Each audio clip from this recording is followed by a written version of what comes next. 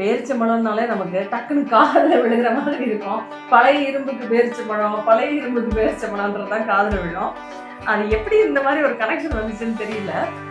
பேரிச்சம்பழம் பார்த்தீங்கன்னா high energy, blood and healing அப்படிதான் சொல்லணும். இதை வந்து ஒரு கடவுள் கொடுத்த ஒரு கொடையான பழம், ஆசீர்வதிக்கப்பட்ட பழம்னே சொல்லுவாங்க. இதில் பார்த்தீங்கன்னா ரத்தம் ஊடுறதுக்கான எல்லா விட்டமின்ஸும் இருக்கும். Iron, folic acid, vitamin C இருக்கும். ஸோ குயிக்காக வந்து பிளட் இம்ப்ரூவ் ஆகும். அதே மாதிரி எனர்ஜி, சுகர், கால்சியம், பொட்டாசியம் இருக்கிறதுனால இம்மீடியட்டாக நமக்கு அதை சாப்பிட்டது ஒரு எனர்ஜி கிடைக்கும். அதே மாதிரியே ஹீலிங், அதாவது காயங்கள் ஆடுறது.